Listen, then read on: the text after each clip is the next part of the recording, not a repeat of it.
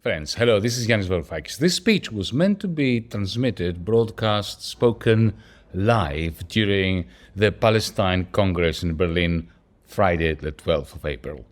But because the German police, egged on by the whole of the political system of the Federal Republic of Germany, burst in and prevented Jews, Palestinians, and the rest of us who wanted to have a Congress during which to discuss peace, reconciliation, coexistence, universal human rights from the Jordan River to the Mediterranean Sea. German police proved beyond reasonable doubt by bursting in and interrupting the live stream, grabbing the microphone, ending that magnificent Congress, that fascism does not need to win government in order to be in power. So allow me to say what I was going to say if the live stream was not so rudely interrupted by German coppers. Friends, congratulations and heartfelt thanks for being here, even though we were interrupted. Despite the threats, despite the police state, despite the panoply of the German press, despite the German political system that demonizes you for being here today. Why a Palestinian Congress, Mr. Varoufakis? A German journalist asked me recently. Because, as Hanan Ashrawi once said, we cannot rely on the silenced to tell us about their suffering. Today, Hanan Ashrawi's reason has grown depressingly stronger. Because we cannot rely on the silenced who are also massacred and starved to tell us about the massacres and the starvation. But there is another reason too. Because a decent people, the people of Germany, are being led down a perilous road to a heartless society by being made to associate themselves with another genocide carried out, again, in their name, with their complicity. I'm neither Jewish nor Palestinian, but I am incredibly proud to be here amongst Jews and Palestinians, to blend my voice for peace and universal human rights with Jewish voices for peace and universal human rights, with Palestinian voices for peace and universal human rights. Being together here today, even though we were so rudely interrupted by German police, being together here is proof that coexistence is not only possible, but that it is here already. Why not a Jewish Congress, Mr. Varoufakis? The same German journalist asked me, imagining that he was being smart. I welcomed his question. For if a single Jew is threatened anywhere, just because she or he is Jewish, I shall wear the Star of David on my lapel and offer my solidarity, whatever the cost, whatever it takes. So let's be clear. If Jews were under attack anywhere in the world, I would be the first to canvass for a Jewish Congress in which to register our solidarity. But similarly, when Palestinians are massacred because they are Palestinians, under the dogma that to be dead and Palestinian must mean that you are Hamas, I shall wear my keffiyeh and offer my solidarity, whatever the cost, whatever it takes, to the people of Palestine. Universal human rights, folks, are either universal or they are nothing. With this in mind, I answered the journalist's question with a few questions of my own. Were 2 million Israeli Jews thrown out 80 years ago from their homes into an open-air prison and kept for those 80 years in that open-air prison without access to the outside world, with minimal food and water, no chance of a normal life, no opportunity to travel, and being bombed periodically for 80 years? No. Are Israeli Jews being starved intentionally by an army of occupation? Their children writhing on the floor, screaming from hunger? No. Are there thousands of Jewish injured children with no surviving parents crawling through the rubble as we speak, the rubble of what used to be their homes? No. Are Israeli Jews being bombed by the world's most sophisticated aeroplanes and bombs today? No. Are Israeli Jews experiencing complete ecocide of what little land they can still call their own? Not one tree left under which to seek shade, or whose fruit to taste? No. Are Israeli Jewish children being killed today, now, by snipers at the orders of a member state of the United Nations? No. Are Israeli Jews driven out of their homes by armed gangs today? No. Is Israel fighting for its existence today? No. If the answer to any of these questions had been yes, I would be participating in a Jewish Solidarity Congress today. Friends, today, we would have loved to have a decent, democratic, mutually respectful debate on how to bring peace about, on how to bring universal human rights for everyone, Jews and Palestinians, Bedouins and Christians, from the Jordan River to the Mediterranean Sea, and to have this debate with people who think differently to us. We would have loved that.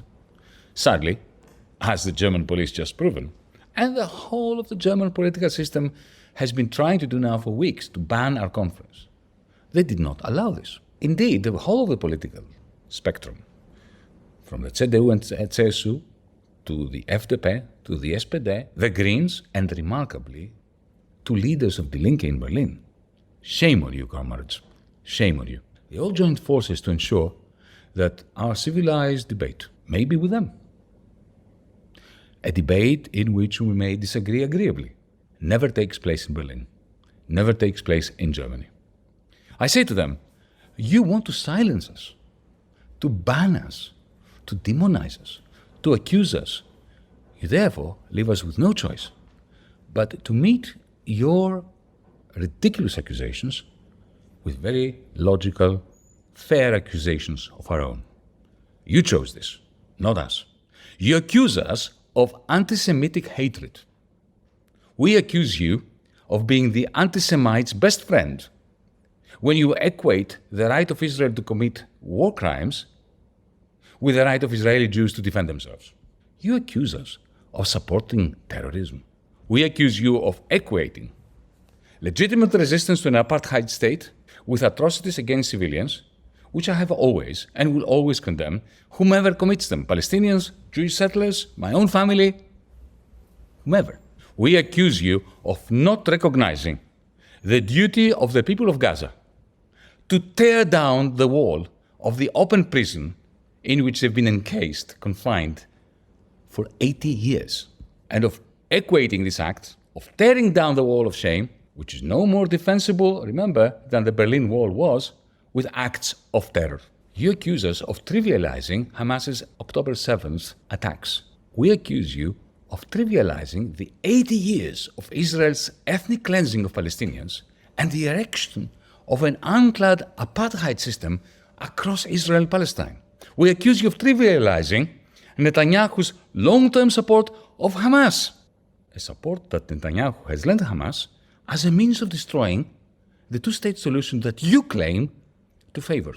We accuse you of trivializing the unprecedented terror unleashed by the Israeli army on the people of Gaza, in the West Bank, in East Jerusalem.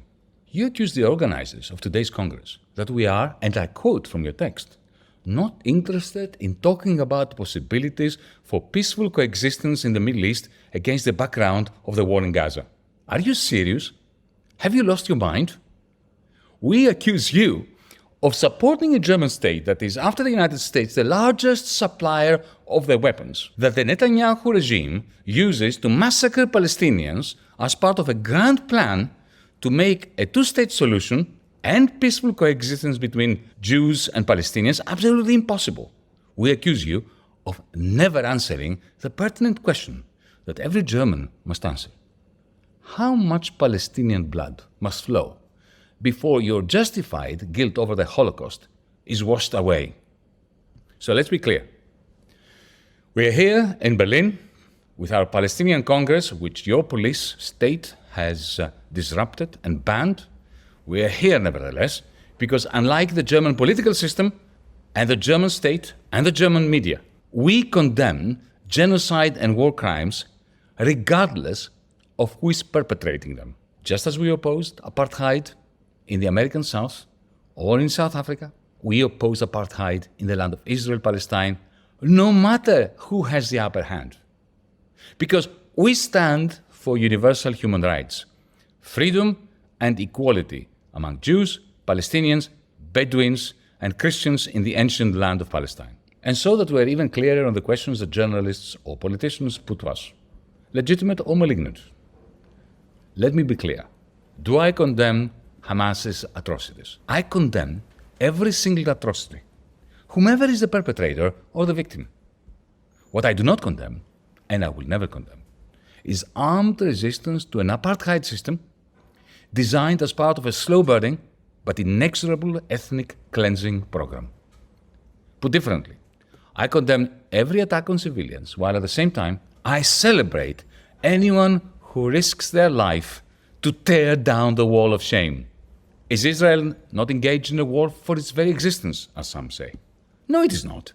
Israel is a nuclear-armed state with perhaps the most technologically advanced army in the world, and the panoply of the United States military machine having its back.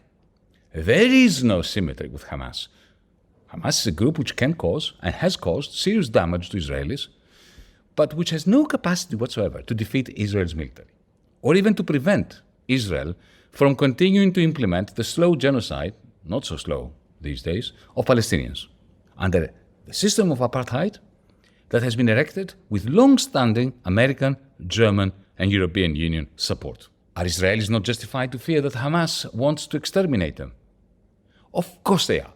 Jews have suffered a Holocaust that was preceded with pogroms and a deep-seated anti-Semitism permeating the whole of Europe and the Americas for centuries. It is only natural that Israelis live in fear of a new pogrom if the Israeli army falls. I understand that. That's perfectly understandable.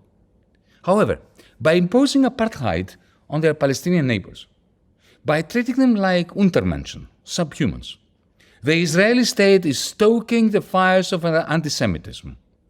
It is strengthening those Palestinians and Israelis who want just to annihilate each other. And in the end, apartheid contributes to the awful insecurity consuming Jews in Israel and the diaspora. To put it bluntly, apartheid against Palestinians is the Israelis' worst self-defense. What about anti-Semitism? Anti-Semitism is always a clear and present danger, a danger that must be eradicated, especially amongst the ranks of the global left and the Palestinians fighting for Palestinian civil liberties, everywhere. Others ask, why don't Palestinians pursue their objectives by peaceful means? They did. The PLO recognized Israel, even though Israel never recognized Palestine. And the PLO famously renounced armed struggle. And what did they get for it? Absolute humiliation and systematic ethnic cleansing in the West Bank. It's going on as we speak. That is what nurtured Hamas and elevated Hamas in the eyes of many Palestinians as the only alternative to the genocide of the Palestinian people under Israel's apartheid. What should be done now?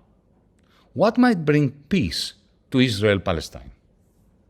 First, an immediate, unconditional ceasefire. Second, the release of all hostages, Hamas's hostages, and the thousands of hostages held by Israel. That must be the first step towards a peace process under the auspices of the United Nations, supported by a commitment by the international community to end apartheid and to safeguard equal civil liberties and equal political rights for everyone, for all. What should replace Israeli apartheid? Well, that must be left to Israelis and Palestinians to decide between the two-state solution and the solution of a single federal secular state. But under the condition that the international community has made it clear to everyone that there will be equal political rights and equal civil liberties from the Jordan River to the Mediterranean Sea. Friends, in the final analysis, we are here because vengeance is a lazy form of grief.